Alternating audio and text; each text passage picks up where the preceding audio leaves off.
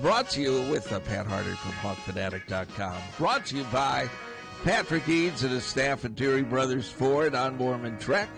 Steve Anderson, Hawkeye Title and Settlement. Mike's E-Keys for Cars. GT Car and his crew at Supple's Building and Remodeling. Supple's Flowers, home of 1-800-800-ROSE. The Midtown Family Restaurants. Harty and Stockard Jewelers, 101 South Dubuque Street, downtown Iowa City. Premier Automotive in North Liberty. The Ox Yoke Inn with a great Sunday brunch in the Amanas.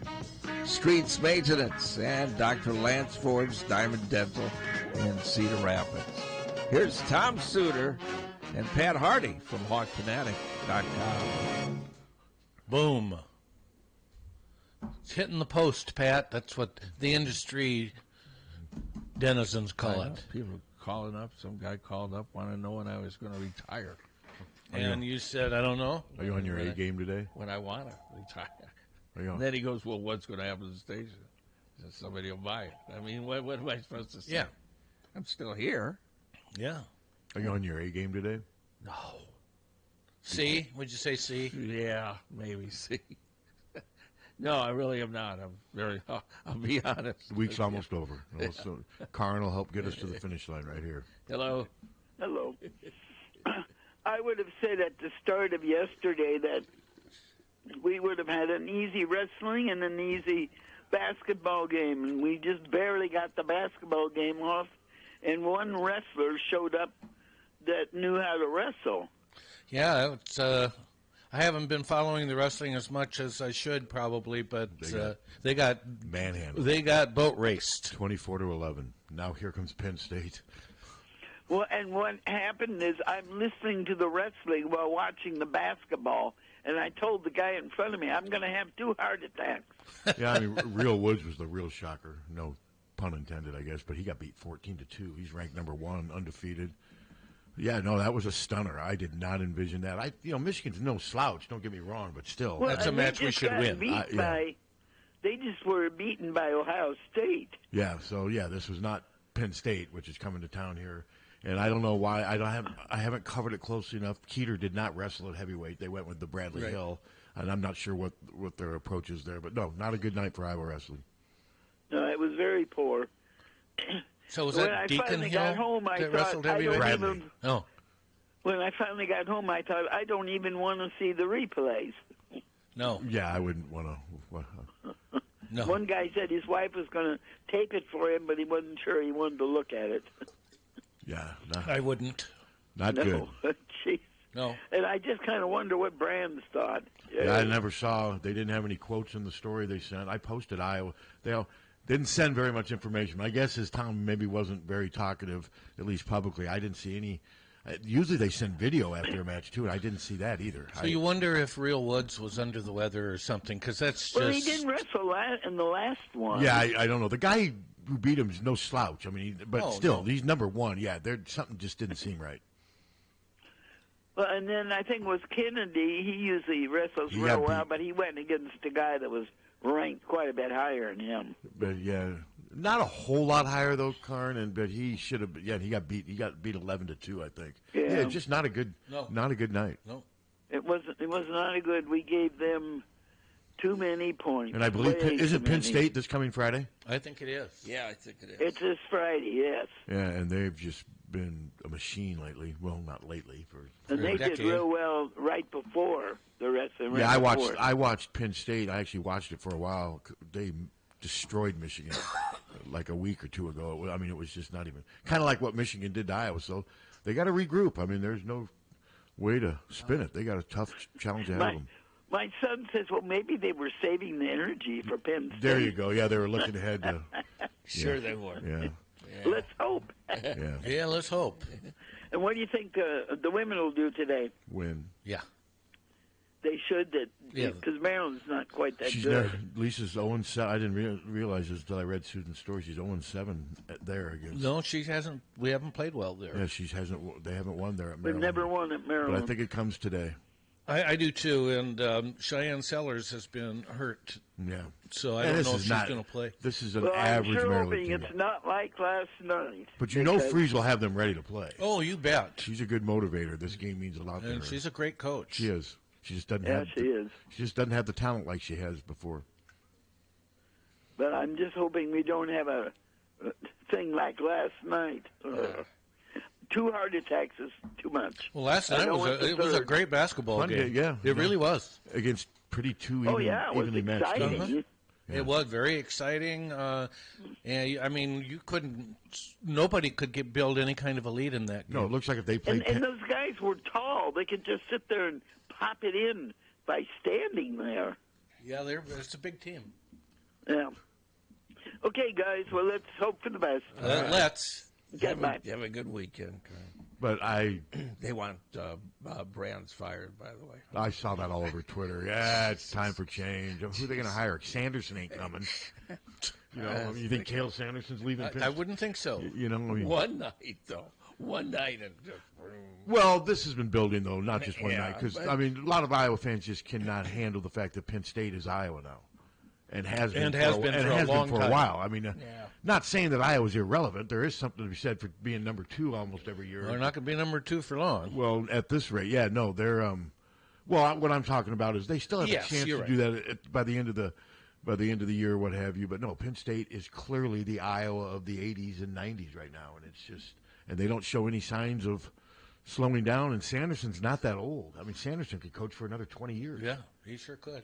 And he saw a good thing when he left Iowa State. He saw the recruiting base out there. And, have you been to State College? Once. It's a nice town. We were there for the 6-4 football game. It's a nice town. Yeah, we had a lot of fun. Yeah, no, it's a nice town, nestled right in the mountains. There's a lot to be said for living out there. Sanderson just saw a good thing. And, if you're Iowa State, you're like, man, think about the people. They lost Gable and Sanderson. Yeah. Under different circumstances, I get it, but still, that's pretty amazing. That's what could have been. Yeah, but no, that was when I was watching. I was kind of following the wrestling during the game, and I looked out. And I'm like, damn, they're down 13-0, and I saw that Real Woods lost, and I'm like, yeah, that was a shocker. But as far as the men's game, I figured it would be really close, and I thought Iowa would figure out a way to win at the end. They did, but it was a little closer than I thought. That double dribble was huge. Yeah, but he did double dribble. Yes, he did. He clearly double dribbled. You got to call it. Yeah. That was huge. You got to take advantage of Patrick's 4 free throws. Sanford, those 5 free throws were the difference down the end.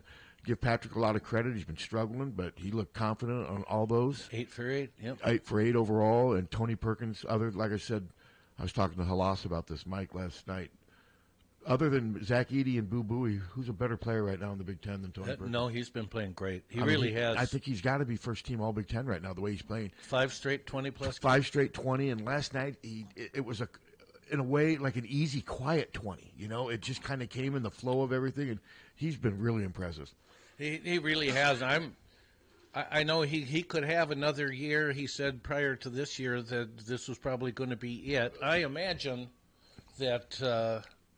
He will at least be offered some kind of a swarm collective package. Oh, I'm sure he will, but it's going to depend on what the NBA tells him. Yeah. And do I think he's an NBA guard right now? No, but I didn't think he was going to be this good at this time a year ago. So, I think he's got a chance to play. The way he's playing right now, I've seen worse guards in the NBA than Tony Perkins. Sure. And so my worry, and like I said, I've not heard anything. You talk about an NIL package. What I worry about is him continuing this and then going somewhere else. Like Kansas comes in and gives him, here, you want $800,000 next year? Iowa wouldn't be able to match something like that. No. That's what I would worry about. And that's possible, too. I'm more worried about that than the NBA.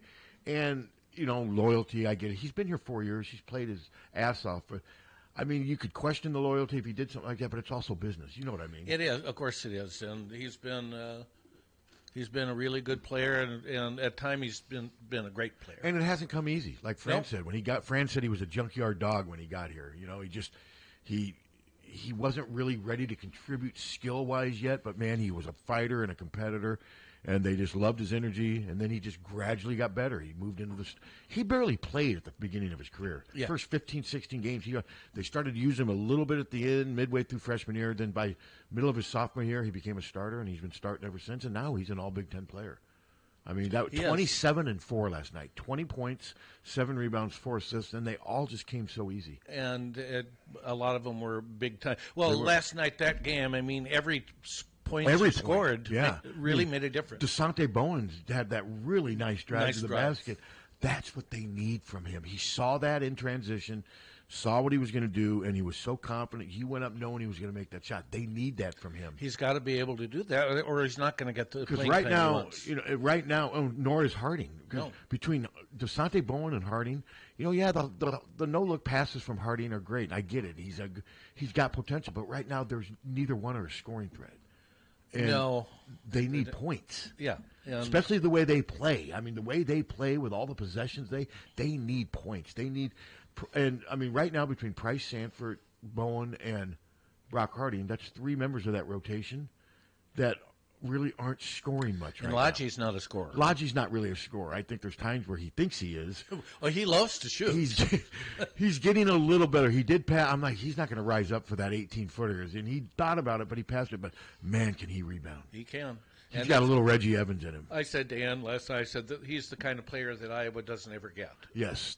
He had a couple rebounds, and I should have mentioned him in my story, too, that he did have 6 rebounds. Mm-hmm. I should have mentioned that in my story. Maybe I'll add that when I get home. But his ability to rebound in traffic. I mean, they had 4 players in double figures. They're 5-6. They're 13-9. This is just going to be this way the rest of the season. Yeah. As long as they don't fall too far below. At this point now, it's getting deep enough to where they better not fall even 2 games below 500 anymore. No. They need to get this Penn State game to get back up to 500 to give them a little bit of margin of error. This Penn State game's huge. Yeah, and they could easily lose to Penn State. Penn State? Well, they're like 8 like other teams. They're just like Maryland.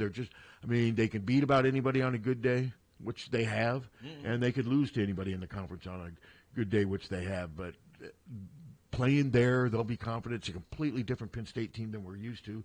This coach, Mike Rhodes, he assembled this team in the summer. Yep. He just threw this roster together. They're very athletic.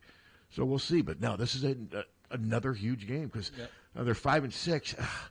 Doesn't 6-6 look a lot better than 5-7? Well, going into a winnable home game, I believe, against Minnesota. Minnesota 6-6. Next thing you know, you're 7-6. This team has a chance to make the NCAA's 5-7. And then if it defends home court against Minnesota, which I think it will, and would be 7-6, then you're right there again. You're in the but. We'll see. We'll see what happens. But no, I enjoyed. I even tweeted last night. Especially there was a lull there midway and late in the first half where it got a little bit choppy because Ohio State's not usually a fun team to watch. But I think Iowa's defense allowed them to be a more enjoyable. I mean, Iowa's defense was not the greatest at times last night. Not the greatest. But it was a fun game to watch. It was. Both teams played hard. There weren't a ton of turnovers. And no, there weren't. And the crowd was pretty good. It was okay. I mean, the student section was. Would you say 10,000? Roughly around there, with very little help from the student section. Yeah, very little. The student section was just bleak. That's just sad. I mean, it really was. It was just there just wasn't much there. But by the time that game started, you could show it like on TV, and it wouldn't look like an eyesore. You'd think, okay, I mean, there were empty seats, plenty of them. Sure. But the seats from baseline to baseline were pretty solid. Were pretty solid. It was not embarrassing. No. I'd say somewhere between 9,000 and 11,000. But it was fun. We had enjoyable. We had a swarm event beforehand. What'd they feed you? Beef brisket. Oh, was it good? Oh yeah, sure was. All right. Well, I had a tenderloin. Okay. And I've got a story for you. I'm guessing I don't think either one of you guys are going to be able to one up me on this. I know you're going to try. Fish sandwich. Oh, so you're not even going to try to one up me? You got a fish sandwich from where? Arby's. Oh, those aren't bad. No, they're pretty as good. long as they don't put too much goop on them. They don't. I got a fish sandwich from McDonald's the other day, and it was swimming in goop. Listen, you want anything you get now from McDonald's. Swimming in goop? Yeah, even a quarter pounder. What are they, with ketchup and... Get it without the goop. Yeah, well, you... Oh, have you ever had a quarter pounder at McDonald's with just cheese? They're great. They are pretty good. They're really good. I will get onion with it, too. I know you won't, but you ever done that? I asked for just a quarter pounder, period. Well, then that's going to come with cheese or. No, you say no cheese. Oh, but I mean with mustard, ketchup, onion. Yeah, and for some reason they're putting the secret sauce on. Secret sauce. Why are they putting on a quarter pounder? The last one I got had that. Oh, I would take and it. And it was slopped. I would throw I it would in take the it. trash. I would not eat that. That's a mistake. I scraped it off. That's just disgusting. I scraped But it no, off. I got this fish sandwich. I just had a craving for one. Yeah. And I was driving by there, and Where? McDonald's right by where you live. Yeah. And I hadn't had one for ages, and I opened it up, and I could barely see the fish patty because all I saw was big, massive doses of tartar sauce with a little relish cut disgusting. in. It was just all over. And I took it and shook it off, and it was gross. I don't know why they. Wouldn't they save money if they use less? Yes. I would think. Well, Well, okay. they're advertising our food is saucier. Well, that's gross. I don't want it saucier. Yeah, I don't either. And the fish Doesn't sandwich, need to be the saucier. fish sandwich is so small now. It's like a nugget. It's a saltine. It is. And there are no fish sandwiches used to be. They'd fill up the box. Now you can shake it. There's so much space. Oh, in listen. Okay. The fish at the. Well, let me tell my story. Yeah, I though. want to look. Okay, Get I'm to in the line. tenderloin story. I'm in line to get a tenderloin. I'm like, I'm going to go get a tenderloin. I got here enough time. There wasn't a lot of people there yet, and I'm in line. And I turn to my right, and there's Pat White. Yeah. And we started talking because I see him a lot at Hy-Vee and whatever, and we're talking, going through line. I did notice as we were going in line, this one guy. You know how they put the sandwiches in aluminum? Yes. And they stack them there. Uh-huh. There was this guy about 4 up from us. Pat didn't notice it like I did. And this guy was picking up these and feeling them and then putting them back. He must have feel which was heavier, or I don't know what he was doing. He did that to like 7 of them. And I'm like, God, dude, sir. And then he picked up the cup of French fries, put it back. Ew. And I'm like, finally they put a new batch of sandwiches and put them way in the back. And glad I reached way back there to get mine. Yeah. Because that guy had touched every other one. Why is he? I don't know. And they were wrapped with aluminum foil. I get it. He wasn't touched, but that's still gross. But yeah. But I go, and normally I would get a tenderloin basket. It has the tenderloin with a side of fries and all in a little carrying case. But they didn't have that. They only had cheeseburgers that guy had touched with French fries in a basket. They had 1 cup of French fries. So I took the cup of French fries and the tenderloin. I go up there with my $12 voucher, and I hand it to the lady. And she's reading it, and she looks at me, and she's like, "You're short." And I'm like, no, I'm actually 6 feet. And thought I was joking. She didn't. She thought it was bad humor. She's like, no, you're 258 short. I'm like, what? And then I got to thinking, oh, this isn't a tenderloin basket. I think was like $11.50, something like that. I always had enough. Enough. So they were both a la carte. All together, this thing. And she's like, well, that's $9. She pointed to the tenderloin and said the tenderloin was $9. And then she said, do they do tax there? I don't know. She said I owed $2.58. Probably. So altogether, my order was $14.58. So $2.58 you had to pony up. And so I'm like, okay, and I go and get luckily, I never carry money, but this time I happen to have some 20s on me, and I go and I get a 20. And they took it? No, she's like, we don't take money. And I'm like, well, then I don't. Then just take the fries. I won't eat them, And then Pat White right there, he's like, hey, put it on my tab. Because he was right behind me getting, I can't remember what he was getting. But he paid for it because they didn't take money. So, Pat, if you're listening, I really appreciate it. I owe you one. I think it was $2.58. He's great. Yeah, I was so fortunate that he was standing right there. But yeah, so a tenderloin and the cup had been sitting there. The fries were not.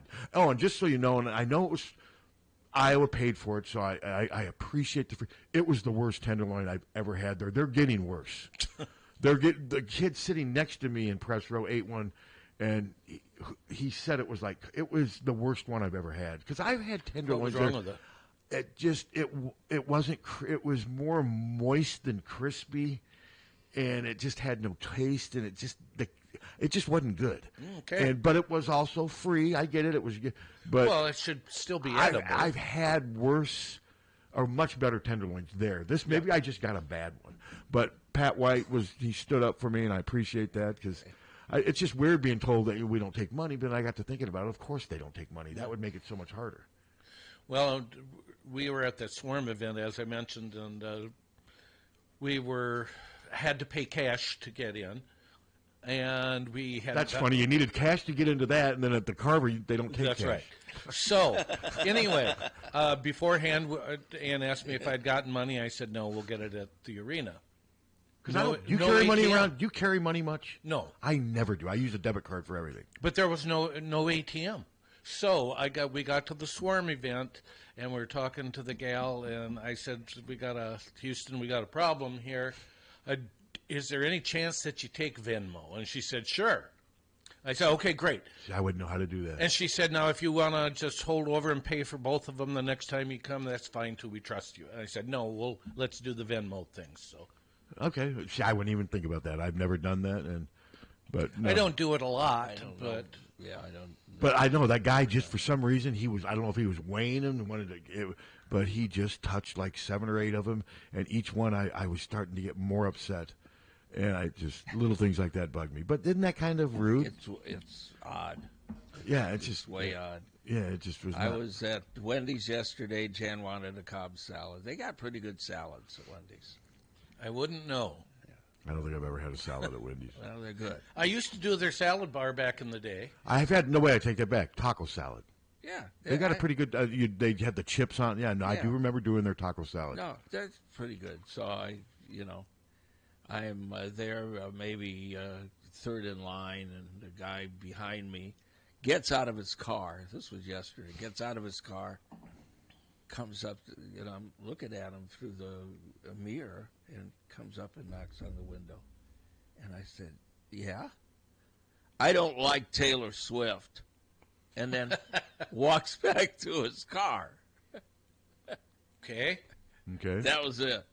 Well, thanks for your input. I don't know. He saw my license plate. What do you have Taylor Swift license plate? No.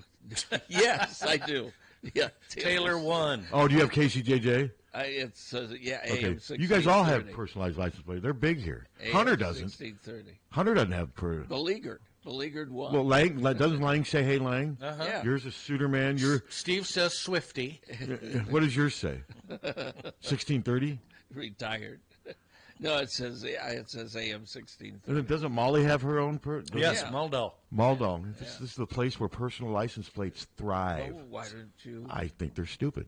I've never liked them. Just like letter jackets. Why don't you like letter jackets? That's I blame on my brother.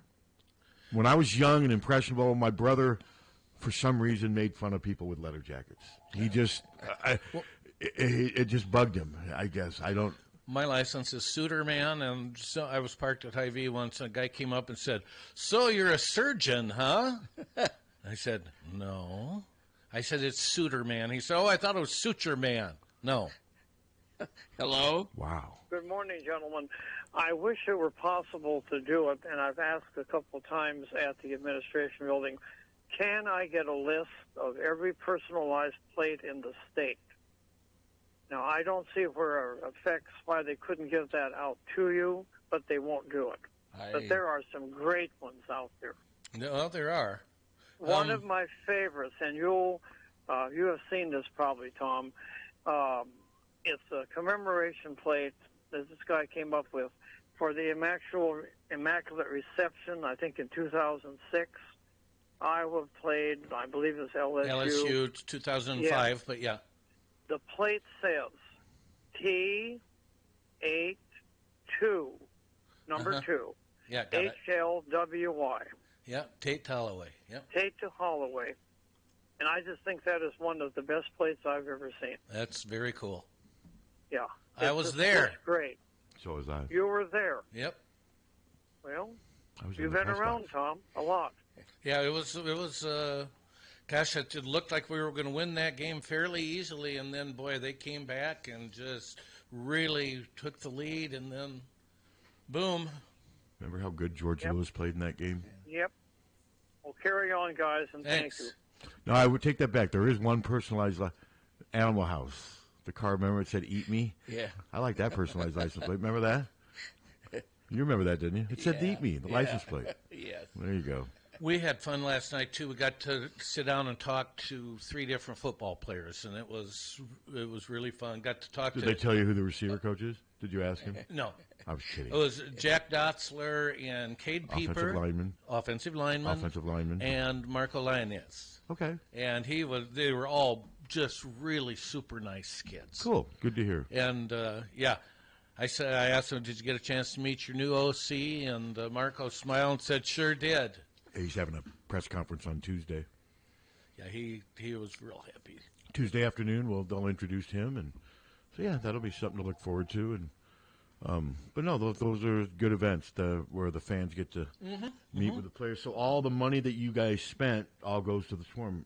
Yeah. Right. What do you think the average amount of money spent at that event last night by the people there? Well, it's $30 per person to get in. So you and Ann were 60. Yeah. And a lot of couples, I'm sure, were there. So let's say $60 per couple. How many couples? There weren't that many people there last night. The one before was a lot bigger. Okay. But it was, they probably made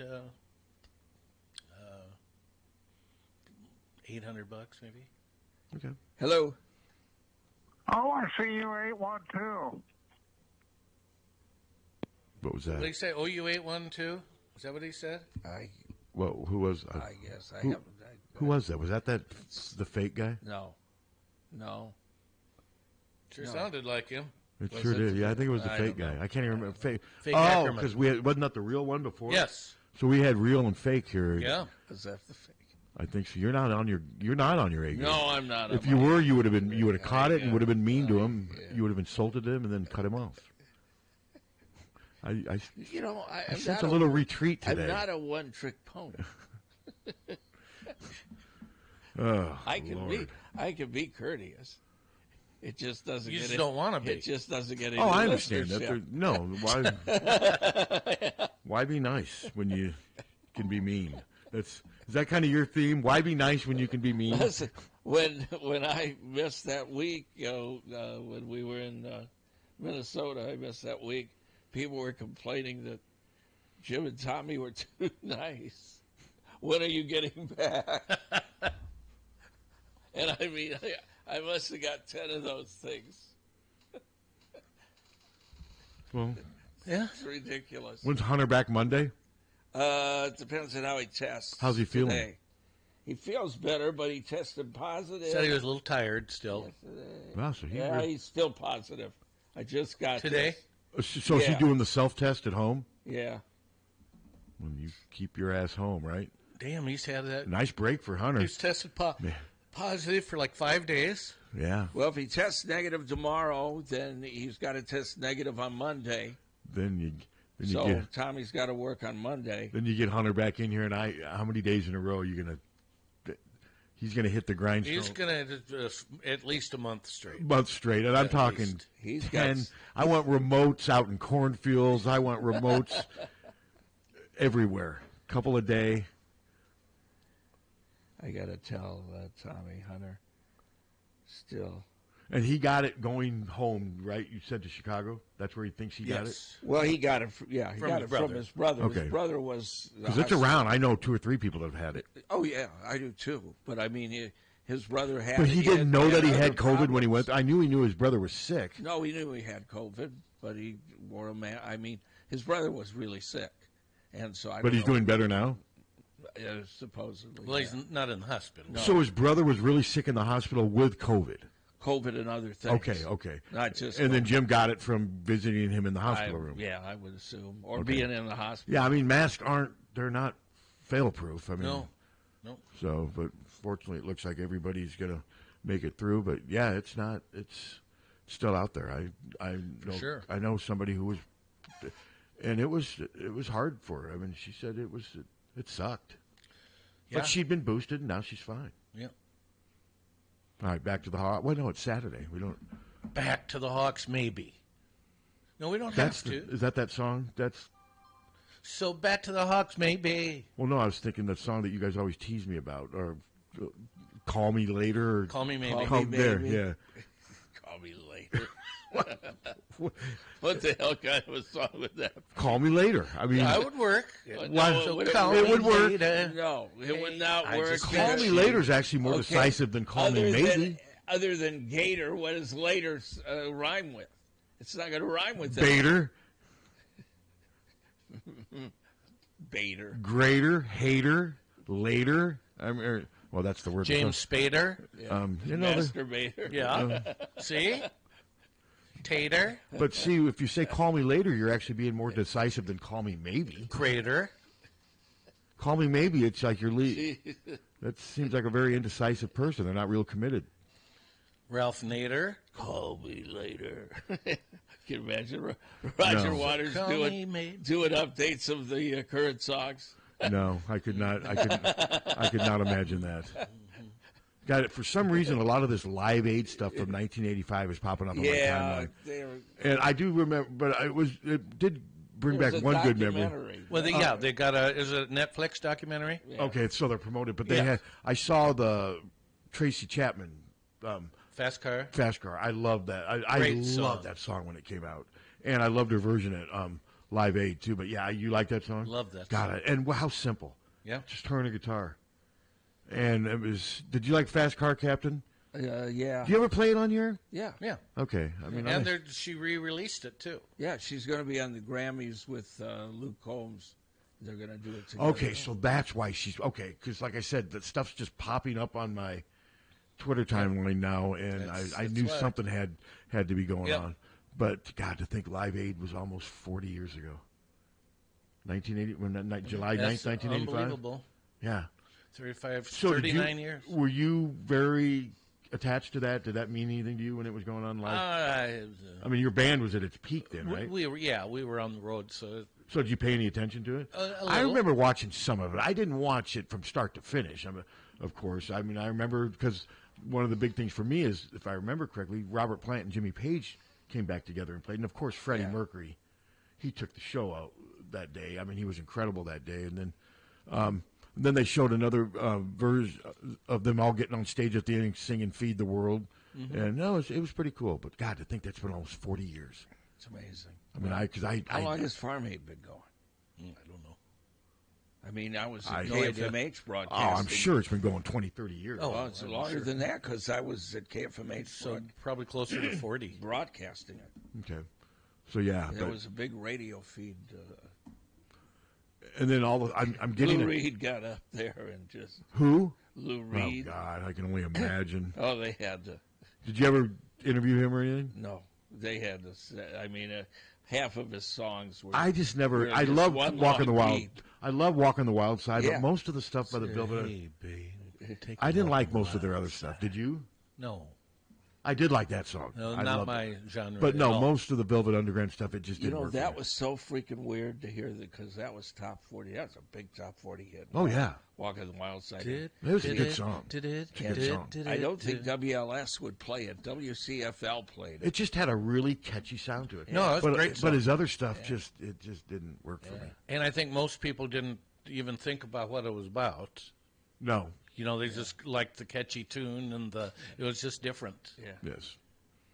Yeah, I just thought this is so weird because I was, you work in radio and back then they wanted to censor this. The owners would censor this or that, or we can't play this. It's, when I went to KSTT, they weren't playing any Bob Dylan. And I mean, like a Rolling Stone was the first thing they played, and I came in with a cassette. I think it was a cassette of Dylan, and played Subterranean Homesick Blues. What Dylan do you play on KCJJ? Just Things Have Changed. No. You don't play why don't you play like a his popular songs? Lay Lady Lay. Because it's in the 60s, and we don't usually go in the 60s. Okay. Hunter can play 60s. I mean, we play him on Sunday. What about Tangled Up in Blue? To me, that's a very popular song. I've played it before. I love that song. But I mean... man, there's a lot of Dylan songs, though, that just put me to sleep. For sure. Just like... Can you please... The first Dylan song I ever heard was from WBZ in Boston, and I was doing homework in my room, and they played, Can You Please Crawl Out Your Window? And I thought, wow, this is the... Could you imagine, though, Tom Waits opening up for Bob Dylan? like a 5-hour concert. You'd never understand a single line. Well, or no, you'd sleep. Tom Waits is. You he's not. He's been in some films, and he's a pretty good actor. Is he? Actually, he is. Yeah, but his music, Jesus Christ. It's just kind of. Padaski used to listen to that a lot. Like when we were going driving to go do some high school game. Did he have what? Did he have like a gun in his head? We'd be listening to Tom Waits, getting ready to go cover like a high school softball doubleheader. No, Tom Waits is depressing. Yeah, that's not my style. He really did screw up Ricky Lee Jones. They had a relationship, and what happened to Chucky? He was just a bad. Did you like Chucky's in Love? Yes, I did. Yeah. When it came out, I played that. Yeah, I've heard you play that. No, that's not '60s though. That's and 70s. I like her other hit too. 80s, I liked a lot. There's Chucky in Love, late '70s, early '80s. '80s, I think. Chicken in the pot. Yeah. Yeah, I didn't like that as much though. What was the name of that one? Danny's All-Star Joint. Yeah, that's right. Chucky in Love was by far her crown. Yeah, I like that achievement. song Just a lot. really good, just a good sound. Yeah. Kind of like with the Velvet Under, it just had a sound that just kind of caught you. Well, and he tried to get her away from. He didn't like it that she was on Top 40 radio. So that she was making money, and having success. Yeah, heaven forbid. Yeah, God, heaven forbid. No, I'm serious. So he did. Yeah. Oh man, you're making. We got another check, another payment. Yeah. What the hell's going on? Yeah, what the hell is your? What is this? Throw that away. Hey, you're selling out, man. You're nominated for an award, and there's a little money that comes with it. This is BS.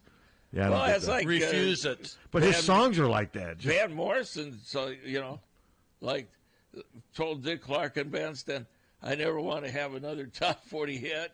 And then he had Wild Night and Domino and all this. Yeah, he was another one that just made it more difficult than it had to be. And it still is. Is he really? I don't. He's an a-hole. I love his music. He really is. No, he was. I mean, to think to be an a-hole born with a voice like that. Yeah, and songwriter. And songwriter, yeah. Did he write most of his songs? I believe so. Yeah. I mean, I have his greatest hits album. Every song on there is just incredible. Well, I love. Did he write Gloria? I don't know about Gloria. Don't know about. But no, I mean, it's weird. He's like another like. Well, Roger. he sure might have. Now that you mention it, because it's been so. If he wrote Gloria, I wonder what he's worth. 50 million. But why would you get involved in music though if you didn't want to have success? I don't get that. Well, of course, it depends how you measure success as well. What's that? He wrote Gloria. Yeah, but don't you write songs in hopes that people like them? Yes. Well, not him. He's good. He He really is goofy, and he went in the anti-vax thing, and he put out right, he an did. album of songs. That's right, he did. That are anti-vax songs. Clot shot and all that stuff. What the hell are you? What do you think of clot shot? That's what people on Twitter call it. He's got a man. I think they're stupid, is what I think. But that's net worth of $90 million. $90 million. Wow. Yeah. Wow. And just miserable about it. Yeah, he said he gave away $100 million just to show you. So now he's $10 million in the hole. living with Randy Borrowed Quaid. some money from Randy. Yeah. But no, he's such a gifted singer and everything. Yeah. And just I love the guy. As far as you imagine him sitting around with Roger songs. Waters, what they talk about, and Eric Clapton. Because Clapton seems miserable now too. Said, I'm in heaven. Yeah, isn't Clapton miserable now too? Isn't he always just pissed He's off? always been miserable. Listen, he's a miserable. Yeah, but didn't he get all vaxxed up? He got all hooked on the anti-vax crap. Yeah, he got that, but I mean, he's been. Well, he said he almost died from the vax. Yeah. Oh, full of crap. I don't believe him. Do you believe him? He's got a disease. It way predates the vax. He's got a neuromuscular disease, but he's a racist, and he was a racist, when he was in Blind Faith, and he went out in '72 in London, and he was playing on a bill with black artists, and he just ripped them, And I mean, that's the first time. And I'm guessing some black artists were probably influenced. I'm guessing Robert Johnson was an influence on him. Oh yeah, of course. Because if you Huge read influence. about most of those guitarists from the '60s and stuff, they all say Robert Johnson was one of the first people they listened to. No, but and he just like insulted, he just with racial tropes and crap. He was, Man, I saw. Well, and then what he did with Harrison, with his wife. Yeah, I saw on Twitter the last couple of days, just walking. Every once in a while, something will pop up. One was dueling banjos with Glenn Campbell and some guy named, I can't remember his name. It was incredible. But then another thing was Roy Clark guitar solos, just little 2-minute. Oh, he's amazing. Oh my God, I forgot how good Roy Clark was. He's tremendous. He was incredible. And so is Glenn Campbell. Oh, so was Glenn Campbell. Yes, I think those are two of the most underrated guitar players ever. Because when you think of Glenn Campbell, a lot of people don't think of guitar. Like when you think of Eric Clapton or Mark Knopfler, you think guitar right away. Sure. With Campbell I don't think because he did other things, but man, Roy Clark was incredible. I could not believe No, you what think he was more doing. with Glenn Campbell as an entertainer. Well, than and a guitar player. Rhinestone Cowboy and I was a lineman for the. I think Great of that. song. Yeah, Great song. that never. Well, that's Jimmy Webb. His songs are tedious. I like it, But- Wichita Lineman, which I did too. because of I know. the lyrics are. You don't think of putting those lyrics in a song usually. What do you Well, think? that's Jimmy Webb. What do you think the actual Wichita linemen? How do you think they responded to They that? Song? loved it. I'm sure they probably did it. Yeah. Give them. How about Rhinestone Cowboy? No, No, that was not good. I didn't like Campbell's other stuff. And you know what? He was a good actor too. Yeah. I mean, he did was. the westerns. He was good. I mean, didn't he do stuff with? He did a couple things with John Wayne, didn't he? If I remember. Yeah. And Dean Martin. Yeah, no, he was. But So no, this Ricky Nelson. this Roy Clark thing, I just forgot. I mean, I watched Roy Clark on Hee Haw. Yeah.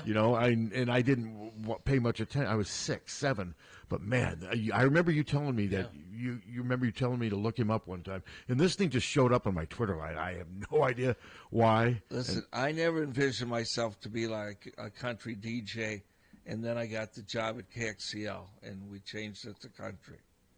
I listened to Buck Owens had a song called Big in Vegas. He's another monster guitar player. He by the was- way. Better than Roy Clark, or different? Different, but he's really good. Yeah. And this Big in Vegas, and I listened to that, and I thought, that's a great song. And then John Wesley Riles, we were playing a song called K. And I really got into country music. It was, there was some great stuff that we were playing. And I'll still listen to some of that stuff. Well, every genre is the same in that, Yeah. there's great stuff every era, and there's crap every era, always. Well, I've got Robert Johnson's greatest hits, and most of the songs sound almost identical. They do. They sound almost identical. They do. It's amazing. I don't know enough about the guitar. When I listen, I'm to, okay, how did this inspire Jimmy Page? How did this inspire everybody? I mean, you would know more than me. It's just mostly a feel. Because nobody else was doing that at the time? Well, they were, but they weren't known to the general. Why did he get known? Gen pop. Why did Robert Just Johnson? because he was really good at it. Okay. And It was an era, and he, Died young. some of Wasn't the rumor that he got poisoned by a jealous husband or something like that? Yes, Robert Johnson. But yeah, I've got his greatest hits. I've always been sort of fascinated by him because when I started reading about rock and roll bands as a young kid, and I read about the guitarists, so many of them would say, "Well, what'd you listen to when you were young?" It was Robert Johnson, and but Very it was much so. always Robert Johnson. yeah. And I find that interesting. I'm guessing Robert Johnson was probably an influence on Eric Clapton. Big. His landmark recordings in 1936 Those are the and ones I 7, have. display a combination of singing, guitar skills, and songwriting talent that has influenced later generations, although his recording career spanned only 7 months. Think about that. Wow. He's recognized as a master of the blues, particularly the Delta blues style. 7 months. I did not And realize that. I didn't either. One of the most influential musicians of the 20th century.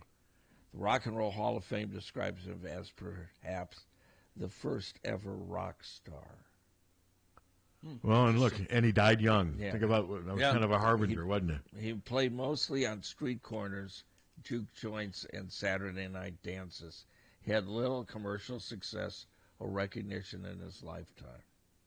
What they ever made a movie about him? I don't know. That would be, to me, that would be an interesting subject. He died at the age of 27. 27? 27. Wow, isn't this weird? I did not realize that either. Near Greenwood, Mississippi, of unknown causes. His death was not reported publicly. Almost 30 years later, Gail D. Wardlow, a Mississippi-based musicologist researching his life, found his death certificate, which listed only the date and location, no official cause of death. No formal autopsy had been done.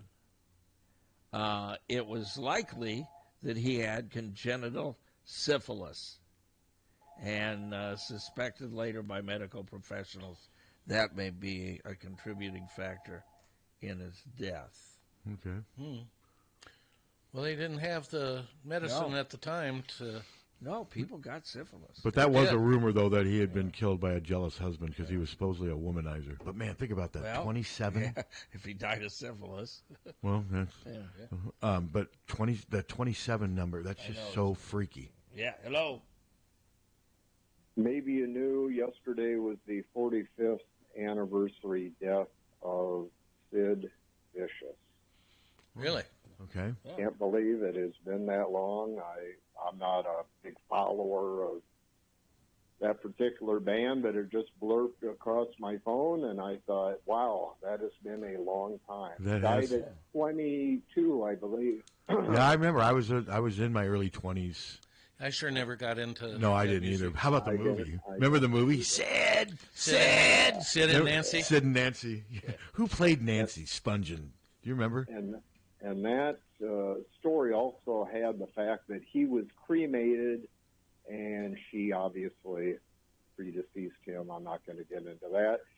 And he wanted to have his cremains spread over her grave site, and her parents disallowed that. Okay. Yeah. So, there you go. Anyway, enjoy the show. Thank you. Thank Bye. you. Thank you. Yeah, I was not a Sex Pistols No, fan at all. no. I just did not understand it. No. I'm looking for... What are you looking for? Who played it? Yes, who played it? Oh, okay. Chloe Webb.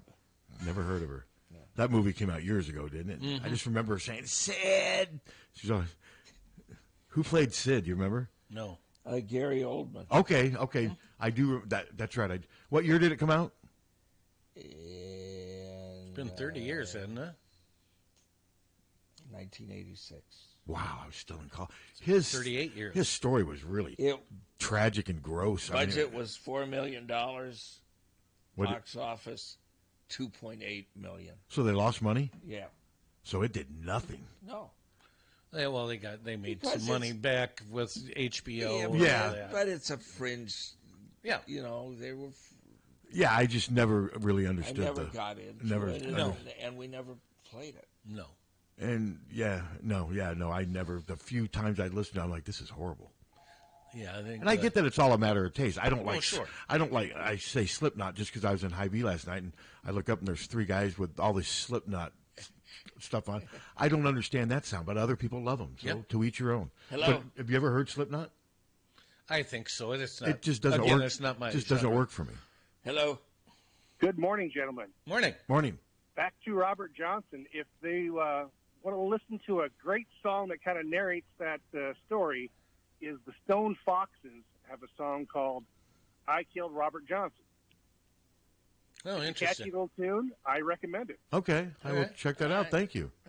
You bet. Enjoy. So is that a confession? No, I think didn't Robert Johnson? Didn't he write Crossroads? I believe that was his song, and of course that was. Well, that's the name of the greatest hits album I have. Yeah, and it's him sitting with he's got a striped suit on with a little fedora. Didn't he go? You can call me Robert. You can call me Johnson. Could you imagine if we were talking about Robert Johnson on Hey Lang? Or like on your police reports? How often that phone would be ringing? The show would take 10 hours. Sometimes it feels like it does.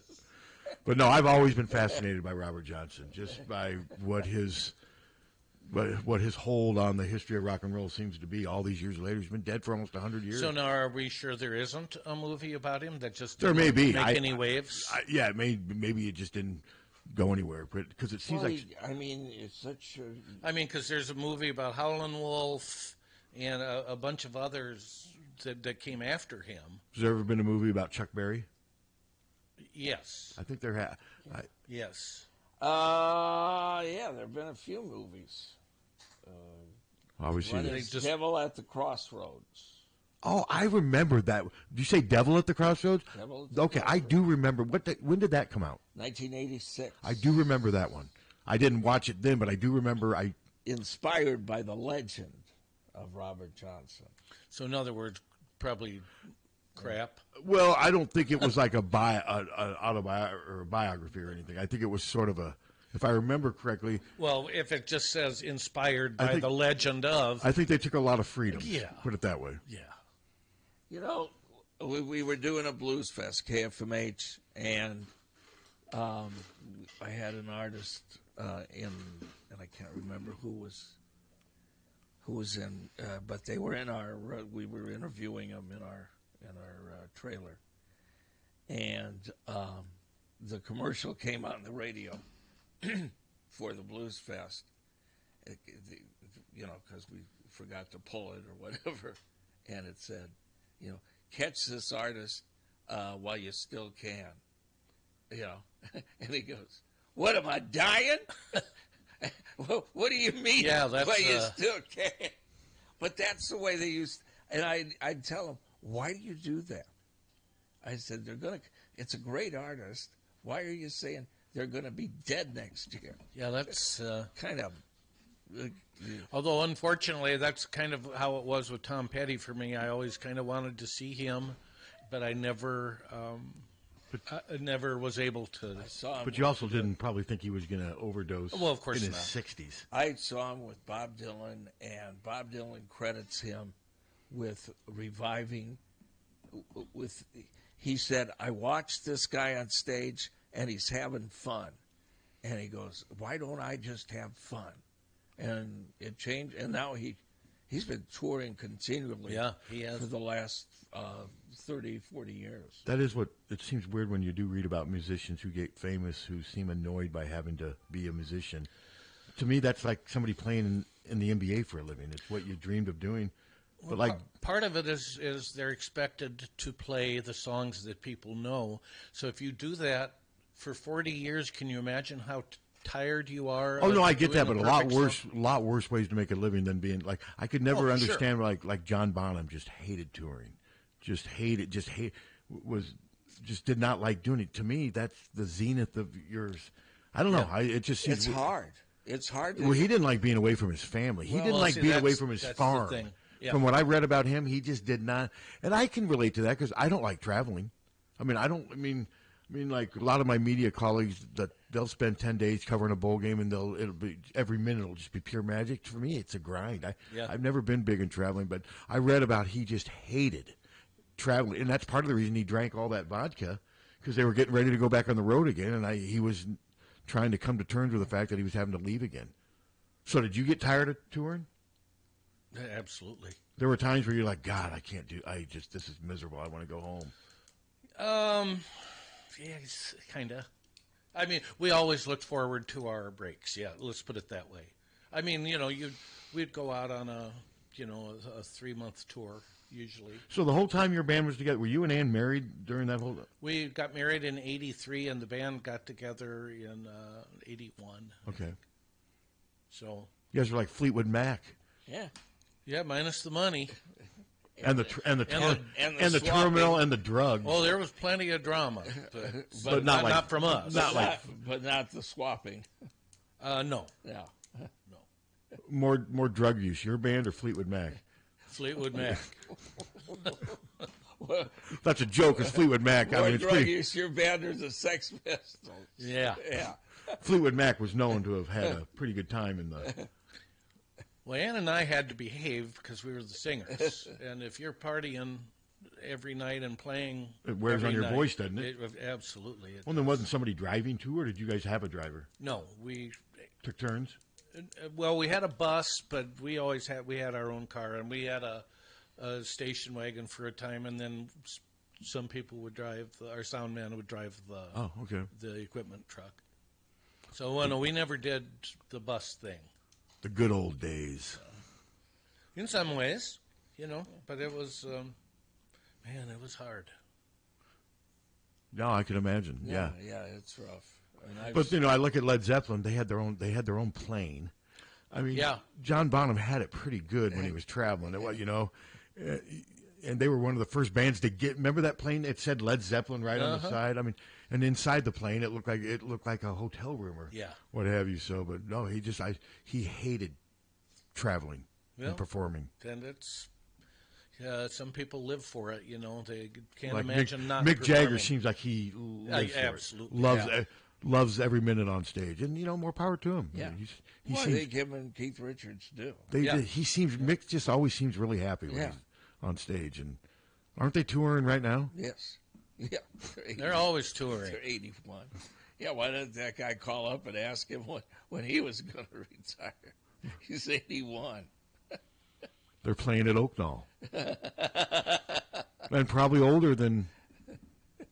They raised the demographic. So is everybody in the Stones now in their 80s?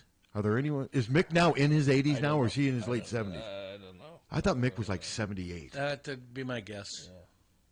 Now, Charlie Watts, if he was still alive, would be... He was the old one. Yes, he was. He would be in his 80s. But I don't recall ever hearing that Mick Jagger turned 80. That one's going to really... He's 80. He is 80. Wow. Yeah. I don't remember reading about it. I remember when I read that Harrison Ford had turned 80. I'm like, wow. What do you think he's worth? Mick Jagger, we've looked this one up before. A couple $100 million. 300? 600. 6.5 billion. What? Billion. Mick Jagger? Billion. What's Keith Richards worth? Because does that mean Mick has written most of... Mick and Keith Richards have written most of their material. Yep. Okay. But still, that one stunned me as much. Remember when he looked up Eddie Murphy, and wasn't Eddie Murphy worth like $6 billion too? That one stunned me. I didn't see that one coming. There was a great Saturday Night Live where he comes out with the rest of the comics that were on Saturday Night Live, and he goes, "This is half the budget of Netflix." Because they all got movie deals. Oh. 6.5. Wow. No wonder he's happy all the time. Yeah. Well, I mean, he's got to be, or else you would just give it up. Well, it's not necessarily. I mean, it's in some people's blood. I mean, you got to be can't happy. Just give it up. No, but you got to be happy doing it. And he still seems to be able to do it. I don't know, Steve. I don't know that really? I buy that. His voice obviously has suffered some over the years. I don't listen to their... Who, Mick Jagger? Yeah.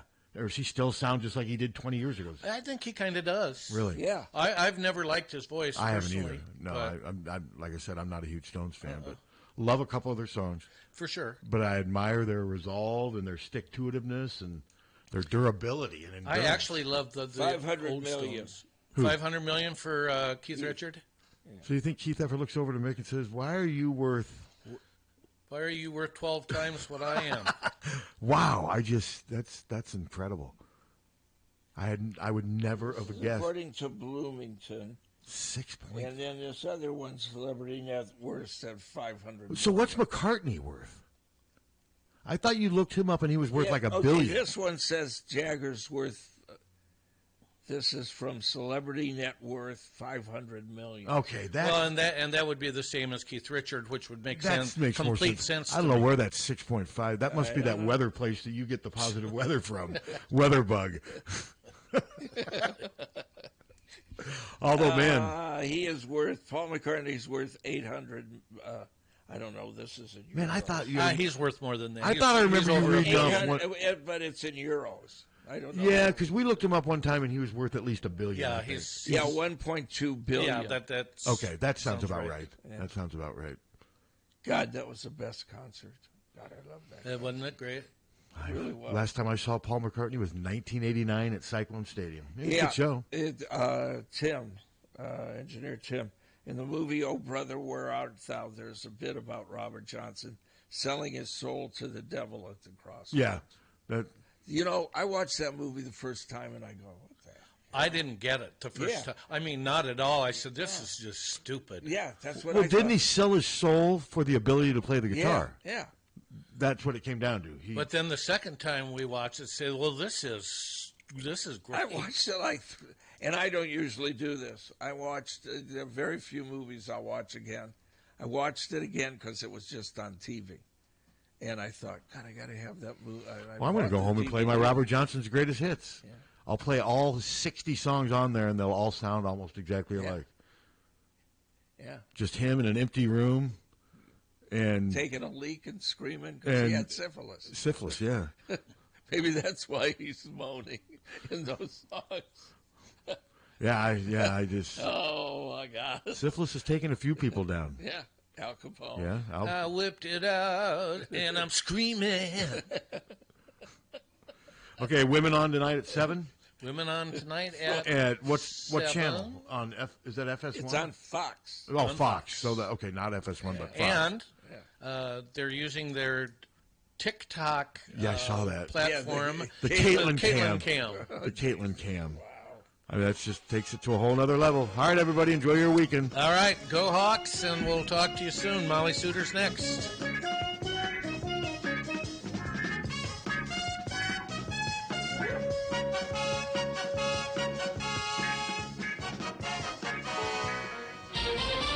This is CBS News on the Hour, sponsored by Progressive Insurance. I'm Stacey Lynn. Retaliatory strikes from the U.S. after last weekend's deadly drone attack in Jordan. CBS's Christina Raffini tells us they hit Iranian-backed targets in Iraq and Syria. The strikes lasted only about 30 minutes, and the Pentagon says it hit what it was aiming for. But the White House was aiming for a more elusive target, finding a way to retaliate against groups that killed Americans without causing the violence to spiral into a greater regional war. California is drenched, already dealing with flooded roads, and now more is on the way. Weather Channel meteorologist Kelly Cass on CBS Saturday morning. Flooding is going to be more likely, and then even again Monday into Tuesday morning, this time encompassing portions of southern Nevada, including Las Vegas. So here come the winds. They're going to be increasing along the coastline. They're going to be up to hurricane force in a place like Monterey, California, 75-mile-per-hour winds. Off to South Carolina now, where Vice President Harris was campaigning ahead of today's Democratic primary. You convinced your friends and your family members and neighbors